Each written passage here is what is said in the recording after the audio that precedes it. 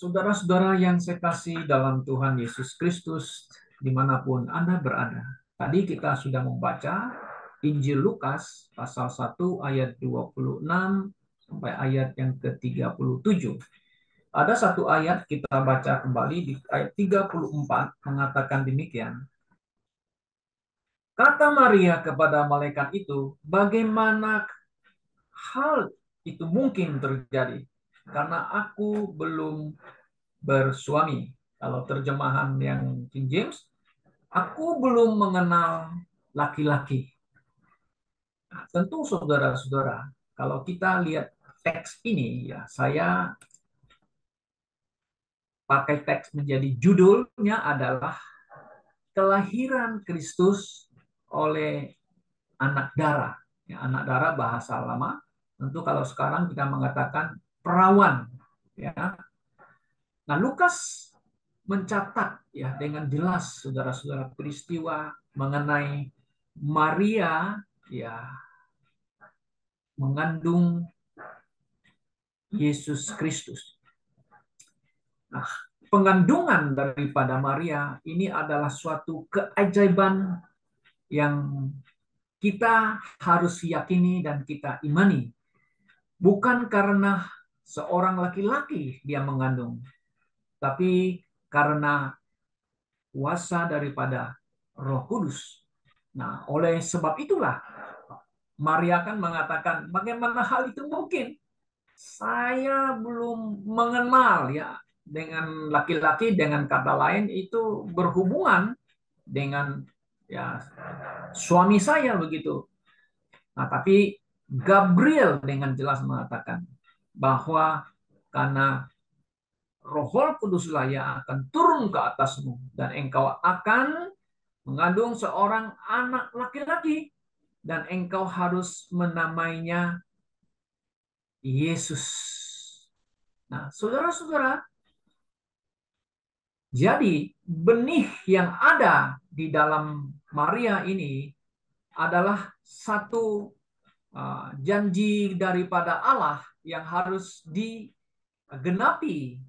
Kalau saudara kita membaca di Kejadian pasal 3 ayat yang ke-15, nah, saudara akan menemukan ketika manusia jatuh ke dalam dosa, maka Allah mengatakan kepada Maria dan ular itu, tentu si iblis itu mengatakan bahwa benih perempuan ini atau benih perempuan bukan benih laki-laki yang akan meremukkan kepalanya ular. Tentu ini adalah si iblis itu. Jadi benih perempuan. Jadi sangat jelas bukan benih laki-laki. Maka itu malaikat Gabriel mengatakan kepada Maria bahwa anak laki-laki yang dikandung akan disebut anak Allah yang maha tinggi. Nah, saudara, jadi kelahiran daripada Yesus melalui anak darah atau perawan, tentu harus perawan muda ya. Mungkin ada juga perawan yang tua. Ini perawan muda, anak darah itu sangat penting di dalam kekristenan. Kenapa, saudara-saudara? Karena iblis tidak begitu happy, tidak senang ya dengan seorang wanita yang tidak kenal laki-laki mengandung Yesus Kristus, di mana Yesus itu adalah firman yang telah menjadi manusia. Dan dia akan meremukkan kepalanya si ular. Nah, di zaman modern ini, saudara-saudara yang saya kasih dalam Tuhan Yesus, ya banyak orang Kristen ya, tidak mau belajar kebenaran, tidak mau tahu kebenaran tentang the virgin birth of Christ ya, atau kelahiran Kristus oleh anak darah. Karena bagi mereka itu ya tidak penting. Yang penting bagi kami orang Kristen sekarang adalah merayakan. Nah, ini kata istilah merayakan kelahiran Yesus. Merayakannya dengan besar-besaran, dengan penuh kegembiraan, ya dengan bermacam-macam ornamen yang harus dipajang untuk menyatakan bahwa nah ini adalah bukti tanda kelahiran daripada Yesus Kristus. Nah, saya tidak menentang orang merayakan hari kelahiran Yesus ya, gitu. Nah, memang di Alkitab, saudara-saudara, tidak ada commandment, instruksi, perintah bagi orang Kristen harus merayakan kelahiran Yesus. Kalau kita lihat dalam sejarah, orang Kristen mula-mula, ya mereka tidak kenal dengan Natal ya, atau merayakan kelahiran Kristus. Sama sekali mereka tidak ada ide, bahkan rasul-rasul pun tidak ada instruksi supaya kita memperingati HUT-nya atau happy birthday-nya Yesus Kristus, tidak ya. Juga kalau orang merayakan pun tidak ada masalah, karena juga tidak ada larangan ya. Di Alkitab mengatakan kamu tidak boleh merayakan kelahiran Yesus. Tapi yang penting, saudara-saudara, bahwa kita boleh merayakan, tapi dengan cara-cara yang rohani ya, yang memegang prinsip-prinsip Alkitab. Tidak seperti cara-cara orang duniawi merayakan kelahiran gitu ya, kelahiran seseorang begitu. Nah, jadi Yesus adalah firman yang telah menjadi manusia dan dia harus dilahirkan melalui anak darah supaya Allah yang menjadi manusia dia layak menjadi sang penebus atau juru selamat umat manusia. Nah, saudara-saudara, kalau kita lihat bahwa keilahian Yesus yang dilahirkan oleh Maria, ya, dia membuktikan dia adalah Allah, ya, dan dia membuktikan dia adalah juga manusia sejati. Jadi Yesus memiliki dua natur, saudara. Natur kemanusiaan sejati, juga natur sebagai Allah yang sejati. Hanya satu yang Tuhan tidak ada adalah natur dosa. Nah, oleh sebab itu, saudara-saudara ya, kenapa kelahiran Yesus harus melalui anak darah? Supaya dia layak menjadi sang penebus yang tanpa dosa untuk menebus orang yang berdosa. Maka itulah saya mengatakan, Alkitab juga mengatakan, kenapa pentingnya bahwa kelahiran Kristus oleh anak darah atau perawan perempuan muda, bukan perempuan muda atau perawan saya maksudkan ya. Nah, saudara-saudara yang saya kasih dalam Tuhan Yesus, kita lihat bahwa kelahiran anak darah telah dinubuatkan. Nah, telah dinubuatkan di Perjanjian Lama. Nah, tadi sudah kita sebut di Kejadian pasal 3 ayat 15, sejak kejatuhan manusia, Tuhan sudah memberikan satu janji ya pada manusia bahwa benih perempuan itulah yang akan meremukkan kepala si ular itu. Nah, ini adalah satu janji Tuhan yang akan mengutus sang juru selamat untuk menghancurkan kuasa iblis dan kuasa dosa. Nah, dari sini kita lihat bahwa janji Tuhan itu terus ya, Tuhan ingin menyatakannya kepada manusia bahwa dia akan mengirim sang juru selamat ya, sebelum dia datang, saudara-saudara, bahwa orang-orang perjanjian lama ya mereka mau supaya diselamatkan ya, ibadah mereka mau diselamatkan ya, mereka harus percaya kepada Tuhan kan, dan juga mereka harus melaksanakan namanya korban persembahan dari binatang itu.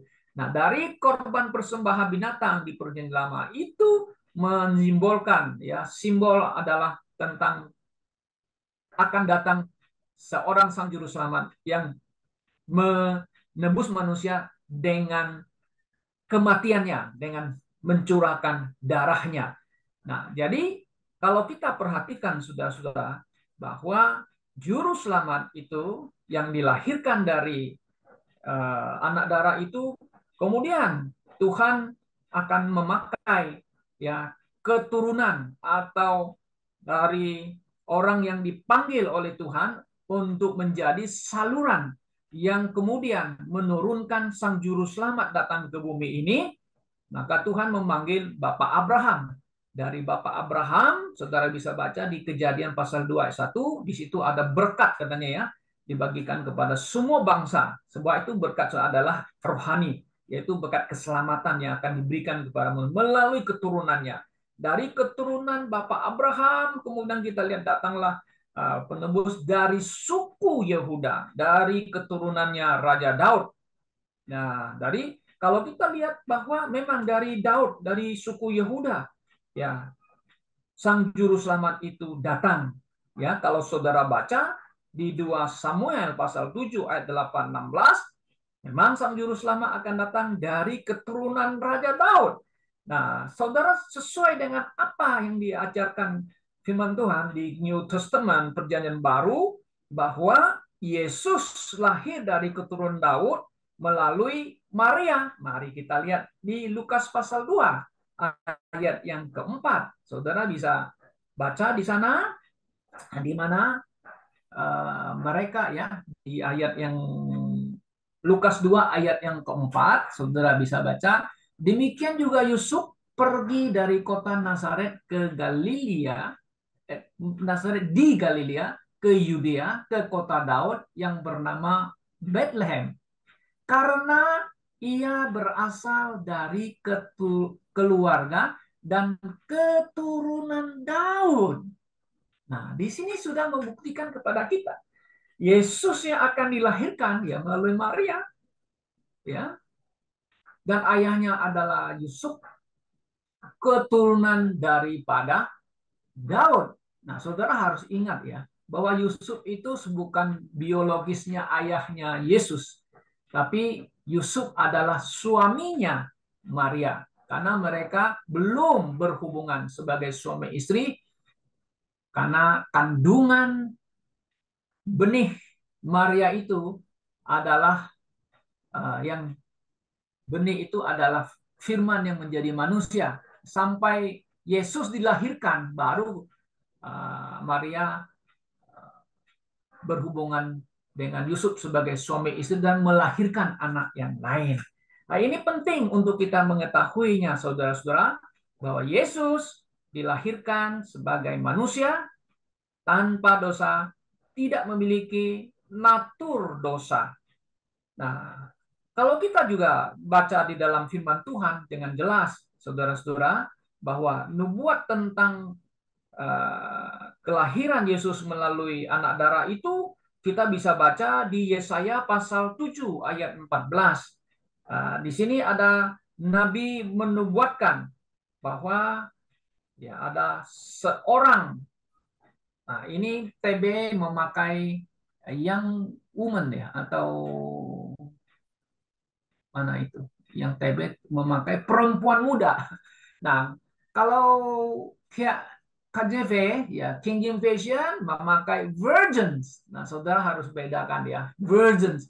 Kenapa pakai virgin? Apa beda virgins dengan seorang perempuan muda? Saudara, seorang perempuan muda belum tentu dia virgin, saudara-saudara ya. Tapi kalau kata virgins itu bahasa Indonesia yang kita pakai adalah anak dara, perawan yang masih muda itu, ya, yang belum disentuh oleh laki-laki. Nah, ini ayat ini sangat penting bagi iman orang percaya, bahwa ayat ini menunjukkan ya, Maria yang mengandung Yesus Kristus adalah Allah yang akan menjadi manusia, menjadi sang juru selamat. Nah, perhatikan di kalimat ini ya, dia mengatakan namanya disebut Immanuel. Ada kata Immanuel di situ ya, ayat yang ke-14. Namanya adalah Immanuel. Situ sangat jelas, saudara-saudara. Apa arti Immanuel? Allah beserta dengan kita. Ya, sangat terkenal namanya Immanuel, saudara-saudara ya.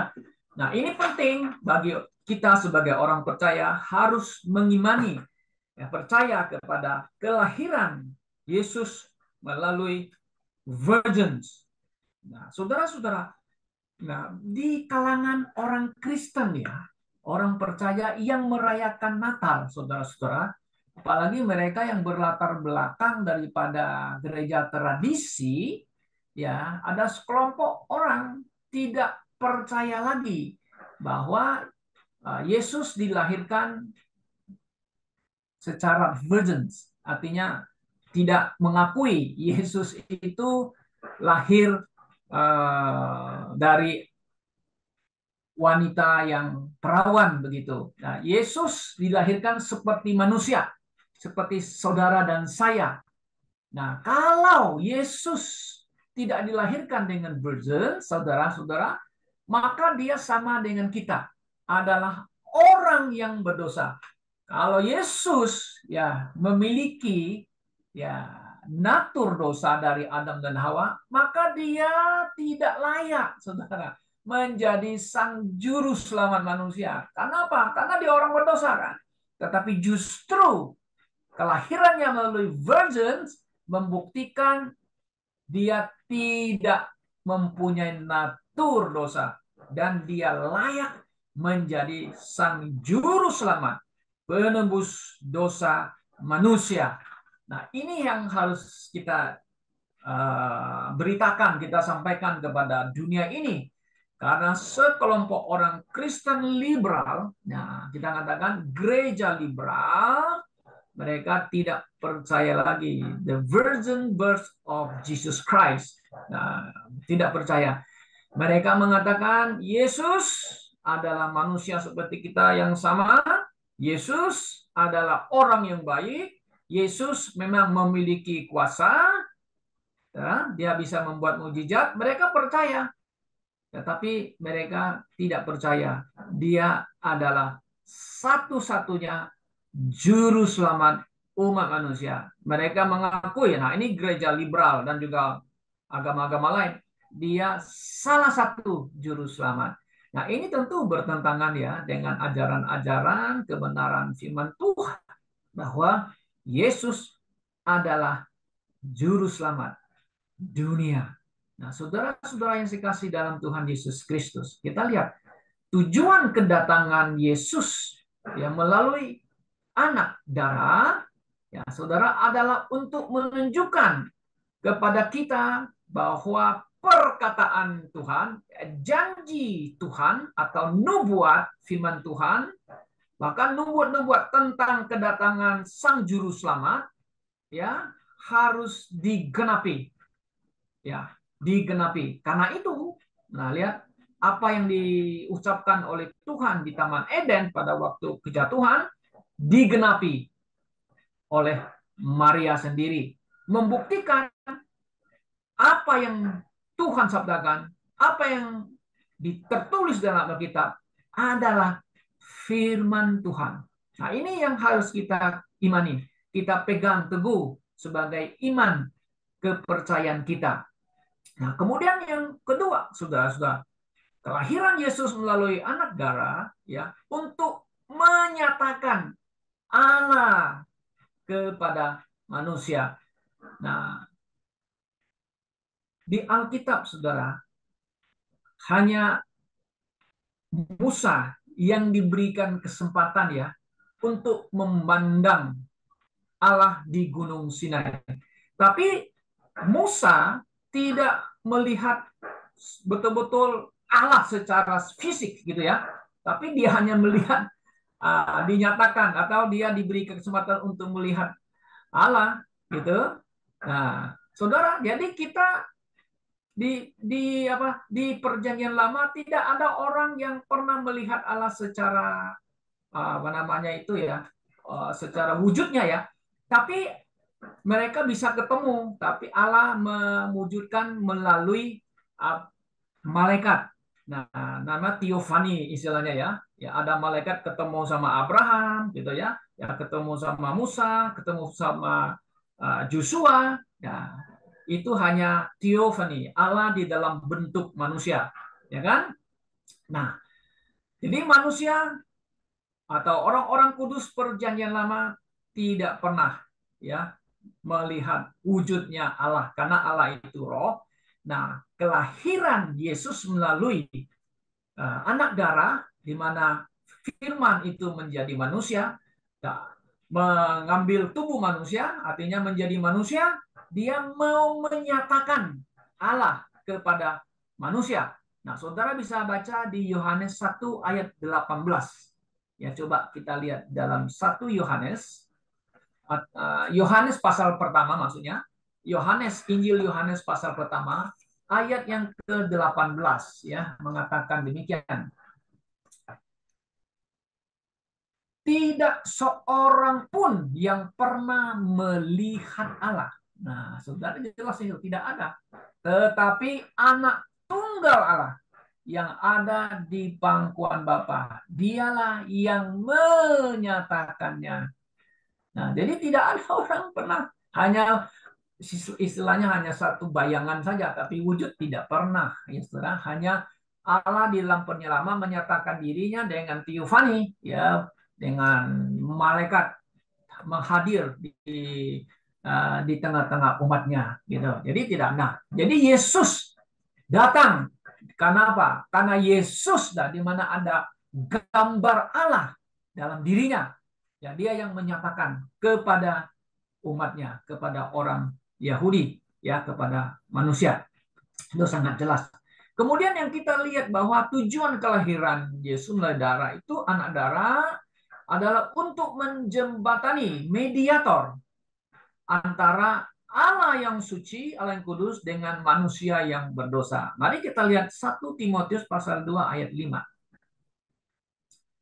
Sebab ada satu Allah, ya, dan satu pengantara antara Allah dan manusia, yaitu manusia Kristus Yesus. Nah, ini manusia Yesus Kristus adalah kemanusiaannya. Yesus memiliki keilahian. Yes, dia 100% manusia sejati, 100% Allah. Jadi dialah yang menjadi pengantara, mediator satu-satunya antara Allah dengan manusia. Tidak ada dua mediator. Nah, kalau kita baca di Yohanes pasal 14 ayat 6 kan jelas ya.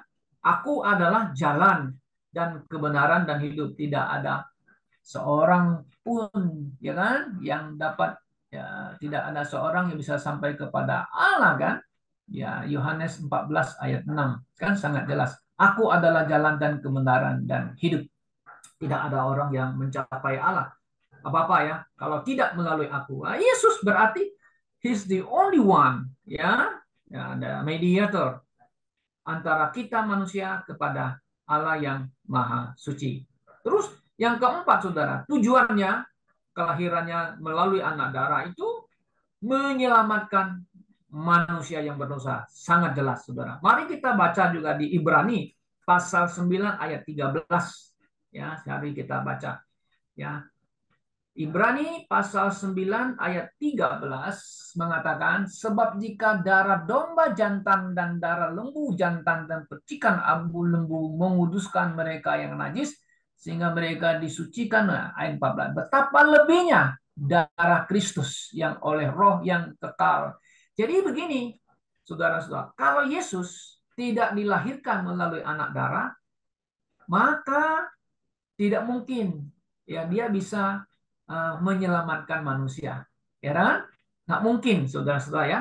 Justru dia dilahirkan melalui anak darah, membuktikan dia adalah penebus yang tanpa dosa untuk menebus orang yang berdosa. Nah, kalau di perjanjian lama kita lihat orang-orang Israel kan membawa persembahan korban pakai binatang, ya, pakai darahnya sebagai penyucian, ya, pembersihan. Nah, darah binatang tidak bisa menyelamatkan manusia, saudara-saudara. Nah, mereka orang perjanjian lama yang mempraktekkan penyembahan, mereka memang diampuni dosanya, tapi belum dibebaskan daripada alam maut. Nah, kalau orang kudus perjanjian lama kan jiwa mereka kan berada di pangkuan Bapak Abraham for temporarily, kan di sana, kan mereka di sana. Nah, setelah Yesus mati, ya, mencurahkan darahnya, maka orang-orang kudus PL itu mereka diambil dari jantung bumi atau istilahnya perut bumi di sana, ya, di tempat di mana Lazarus berada. Ya, saudara masih ingat ceritanya itu. Nah, waktu Yesus mencurahkan darahnya, maka jiwa-jiwa mereka itu diangkat, ya, dibawa ke surga. Nah, nah sekarang kita yang di New Testament, kita di dispensasi anugerah, setiap orang yang percaya dengan hatinya dan mengaku Yesus adalah Tuhan, pada saat itu juga saudara-saudara, ya kita diselamatkan, dimuteraikan Roh Kudus. Jika kita mati, ya maka jiwa kita langsung ya masuk surga, tidak lagi ditaruh di tempat yang alamat, istilahnya alamat itu ya, tempat yang dulu pernah Lazarus dan tempatnya pangkuan Bapak Arab, apa Bapak Abraham, ya. Kita tidak, kalau mati sekarang jiwa kita tidak akan berada di sana, tapi akan berada di surga. Nah, saudara-saudara yang saya kasih dalam Tuhan Yesus, ya, ya kita memperingati, ya Kristen memperingati Natal di setiap bulan Desember, ya kan? Hanya memperingati kelahirannya sebagai bayi, ya. Nah, tetapi penting bagi kita juga, saudara-saudara, ya, bahwa kita juga harus ya memberitakan bukan hanya tentang kelahirannya, tapi juga tentang kelahirannya melalui anak darah, di mana dia dilahirkan tanpa dosa, supaya Yesus yang dilahirkan itu dia menjadi juru selamat, menebus dosa manusia. Nah, ini yang menjadi hal yang penting bagi kita, saudara. Karena gereja-gereja modern zaman sekarang, mereka sudah mengabaikan tentang the virgin's birth of Christ, ya, tidak percaya lagi. Oh, kita sebagai Bible believers, Kristen Alkitabiah, kita harus terus untuk memberitakan hal ini, bukan hanya memberitakan tentang kelahirannya saya sebagai bayi di palungan, tetapi harus memberitakan Jesus is the savior of the world, ya, juru selamat manusia, menebus dosa manusia. Saudara-saudara yang saya kasih dalam Tuhan Yesus Kristus, ya, kita sebagai orang yang percaya, kita meyakini bahwa tanpa Yesus lahir dari anak darah, maka tidak mungkin kita bisa diselamatkan, ya. Justru oleh kelahiran anak darah itulah menyatakan kepada manusia, He is the God become man, untuk menyelamatkan manusia yang berdosa. Ya, tentu saya bersyukur kepada Tuhan, ya, hanya melalui firman Tuhan yang kita yakini, yang kita imani, yang memberikan kita keyakinan, kepastian bahwa setiap orang yang percaya kepada Yesus yang telah datang dan dia telah mati di atas kayu salib adalah untuk menebus dosa manusia. Sehingga saudara dan saya meyakininya bahwa dosa kita yang dulu, dosa yang sekarang dan akan datang, telah ditanggung oleh Tuhan Yesus Kristus di atas kayu salib. Nah, itulah inti daripada Injil Yesus Kristus, inti kebenaran di mana Yesus datang ya ke dalam dunia untuk menyelamatkan manusia yang berdosa. Nah, apakah saudara-saudara sudah menerima Tuhan Yesus Kristus dan percaya kepada Yesus Kristus dalam hatimu bahwa dia telah mati di atas kayu salib menebus dosa saudara? Jika saudara telah percaya, puji Tuhan, bahwa dosa saudara yang dulu, sekarang, dan akan datang telah ditanggung oleh Tuhan Yesus. Nah, kita orang Kristen zaman sekarang hanya memperingati kedatangannya. Apakah kita juga mau mengenang atau mengingat kembali bahwa Yesus Kristus akan datang kembali, yang kembali lagi ke dunia kedua kalinya, tapi bukan sebagai bayi lagi yang kecil, tapi sebagai raja yang agung, di mana dia akan datang kepada miliknya, kepada orang-orang yang ditebus oleh darah Yesus Kristus. Nah, itu yang juga harus kita ingat, dipikirkan, bukan hanya merayakan kelahirannya, tapi kita harus juga mengenang atau mengingat dia akan datang kembali ke dunia yang kedua kalinya. Apakah kita siap? Apakah kita ready? Dan juga tanda-tanda kedatangannya semakin nyata bagi kita, saudara-saudara, bahwa Yesus akan datang kembali. Nah, ada satu ayat firman Tuhan mengatakan demikian, ya, di Yohanes 20:29. Berbahagialah mereka yang belum melihat, namun percaya. Nah, ayat yang ke-29. Yohanes 20:29.